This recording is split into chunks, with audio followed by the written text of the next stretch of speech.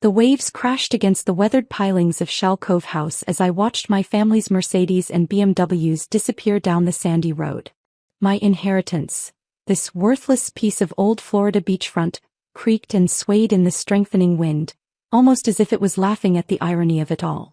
My name is Maya Rodriguez, and at 34, I'd just become the proud owner of what my family considered the biggest joke in their real estate portfolio. A ramshackle 3-bedroom beach house on a narrow strip of coastline that developers had mysteriously avoided for decades. Maya always did have more sentiment than sense, I heard my sister Isabella say as they'd left the lawyer's office earlier. She was clutching the paperwork for her shiny new Miami condo development, worth a cool $12 million. My brother Marco had done even better, snagging the family's prized Orlando hotel chain, valued at $25 million.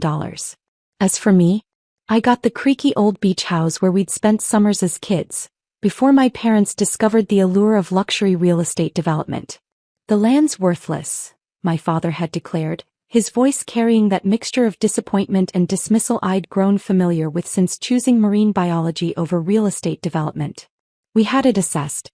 No developer will touch it because of the protected dunes and some nonsense about historical preservation. What my father didn't know, what none of them knew, was that I'd been studying those protected dunes for the past year. Not as a developer or real estate assessor, but as a scientist who specialized in coastal marine archaeology.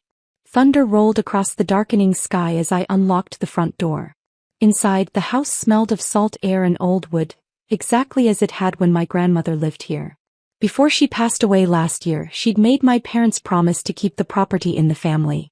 They'd agreed, mainly because they thought the land was worthless and the house was too old to be worth renovating. My phone buzzed, a weather alert. Hurricane Elena had strengthened to Category 3 and was heading straight for this stretch of coastline. Most people would be evacuating, but I'd been waiting for this storm. In the study, I pulled out the old maps and documents I'd been collecting. Newspaper clippings from the 1850s, shipping records, and most importantly, my grandmother's journals. She'd been more than just the quiet woman who made us cinnamon rolls during summer vacations. She'd been a keeper of secrets. Secrets about why this particular piece of coastline had remained undeveloped for so long. Still here, Dr. Rodriguez? Tom Wilson's voice carried from the front porch. The local handyman had been helping me prepare the house for the storm, though he didn't know my real reasons for staying. Just securing some papers, I called back. Everything battened down? Far as it can be. He stepped inside, shaking his head at the strengthening storm. You sure you won't evacuate? That barrier dune won't hold against a Cat 3. I smiled, thinking about what lay beneath that very dune. I'm sure, Tom. I need to monitor some research equipment. He looked skeptical but nodded. Tom had known my grandmother, had helped her maintain this house for 30 years. I suspected he knew more than he let on about why she'd been so insistent on keeping developers away. Your grandmother, he said carefully, she used to watch the storms too. Said they had a way of uncovering truth. Through the window, I could see the waves growing larger, eating away at the barrier dune that had protected Shell Cove House for generations. In my research lab at the university, I'd mapped what lay beneath those dunes using ground-penetrating radar. The results had confirmed what my grandmother's journals hinted at. This land wasn't worthless. It was priceless. Tom, I said, would you like to know why my grandmother really kept developers away from Shell Cove? He settled into an old armchair, a knowing look in his eyes. Been wondering when you'd figure it out. I spread the old maps across my grandmother's desk. In 1846, a Spanish galleon called the Santa Rosa disappeared off this coast. It was carrying a fortune in gold and artifacts from Havana to Spain. The wreck was never found. Thunder crashed closer as I continued. Most historians thought it went down miles from here. But they were wrong. My grandmother found evidence. Pieces of Spanish pottery in the dunes after storms, old ship timbers buried in the sand. She knew the Santa Rosa had broken up right here in Shell Cove. The developers, Tom said slowly, all those surveys they did, never went deep enough. I pulled out my research data. The wreck is buried under centuries of sand, preserved by the very dunes that made developers write off this land. And tonight's storm is going to wash those dunes away, Tom finished, understanding dawning in his eyes. My phone buzzed again, A text from Dr. Sarah Martinez at the state's Marine Archaeology Department. Teams on standby. Are you sure about this? Positive, I replied. Elena's path will hit Shell Cove directly. Maximum storm surge at midnight. Tom stood looking out at the strengthening storm. Your family doesn't know, do they?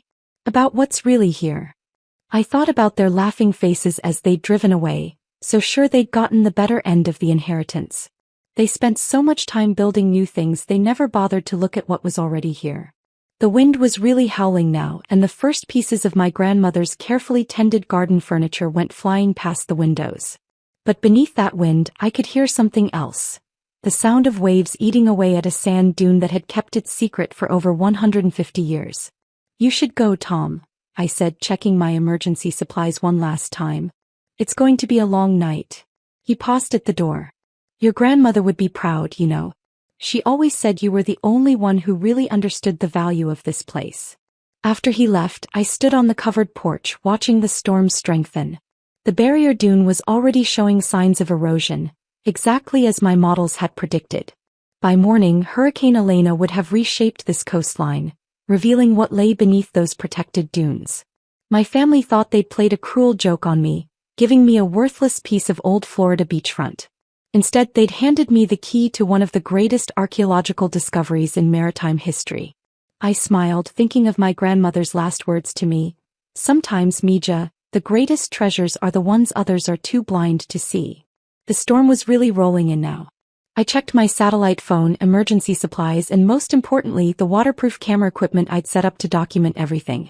In a few hours, when the storm surge peaked, Shell Cove would give up its centuries-old secret.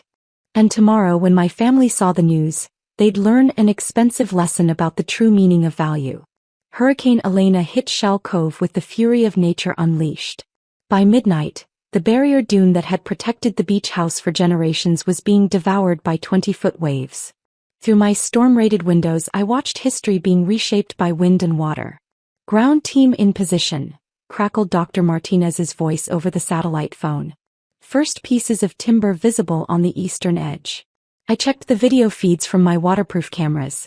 The storm surge was doing exactly what my models had predicted, scouring away layers of sand that had accumulated over centuries. And there, emerging from the dune like ghosts from the past, were the first signs of the Santa Rosa. Confirming visual on Spanish colonial construction, I reported, my hands shaking as I documented everything. Classic galleon timber patterns, consistent with 1840s shipbuilding techniques. The storm raged through the night, each massive wave revealing more of the wreck. By dawn, as Elena moved inland and the winds began to die, the full scope of what we'd discovered became clear. The Santa Rosa hadn't just wrecked at Shell Cove. It had been perfectly preserved by the very sand dunes that developers had dismissed as worthless. The ship's hull, cargo holds, and most importantly, its precious cargo had been protected from erosion and looters by nature itself.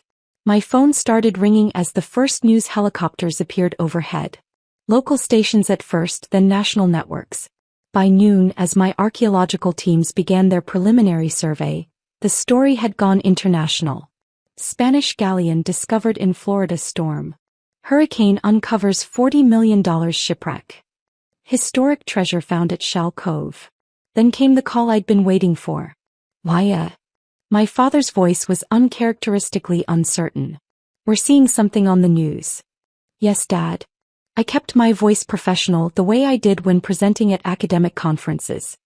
Something about the worthless beach house. There must be some mistake. Our surveys. We're looking for development potential, I finished. Not historical artifacts. By the way, Dr. Martinez from the State Marine Archaeology Department would like to talk to you about all those attempts to bulldoze a protected historical site. The line went silent for a moment. In the background, I could hear Isabella and Marco arguing about legal rights to the discovery. We should meet, my father said finally. As a family. Discuss how to handle this. Actually, I replied, watching more news vans pull up to Shell Cove. I'm quite busy with the archaeological survey. But my lawyer can meet with you tomorrow to discuss the preservation easement I've just filed. Preservation easement? Yes. As the property owner, I've granted permanent protection status to Shell Cove. No development will ever be allowed here. Instead, it's going to become a marine archaeology research station and museum. I could almost hear his blood pressure rising. Maya, be reasonable. Do you know how much developers would pay for that land now? About $40 million less than what's already here, I said. But this isn't about money, Dad. It's about preserving history.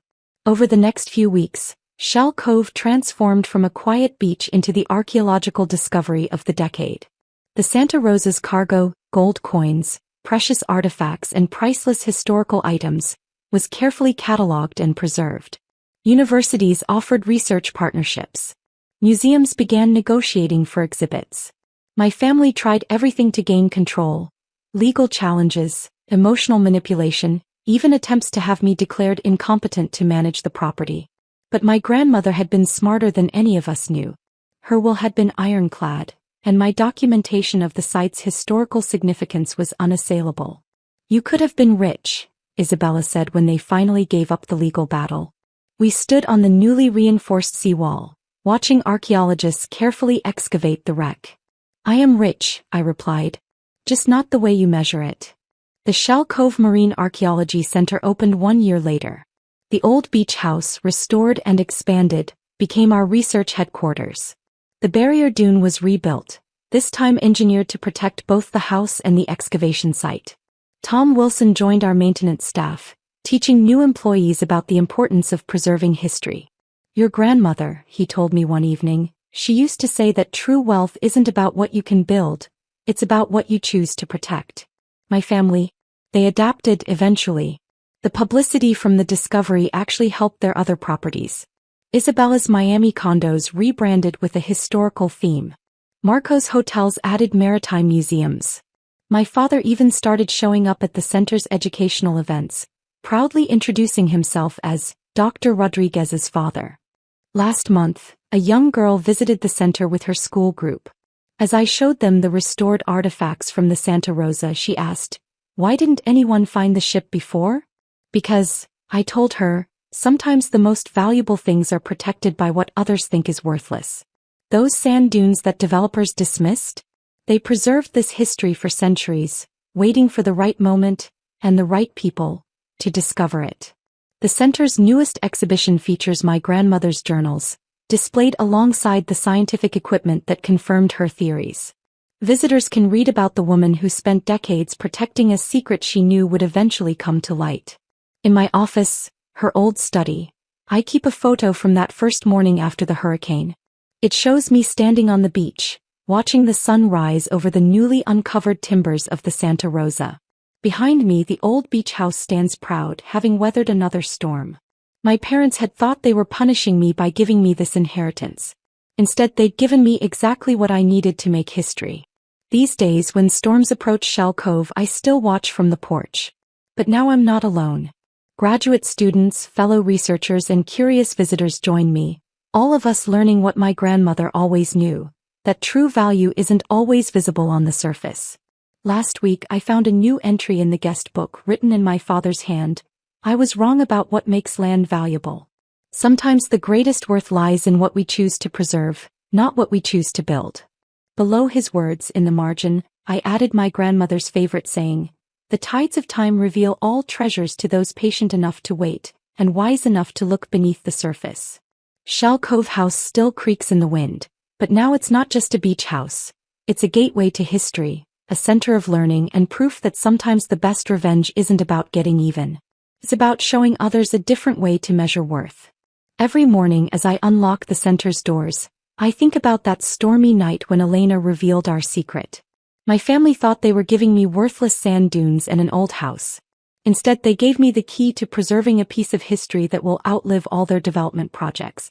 And that, as my grandmother would say, is worth more than all the luxury condos in Miami.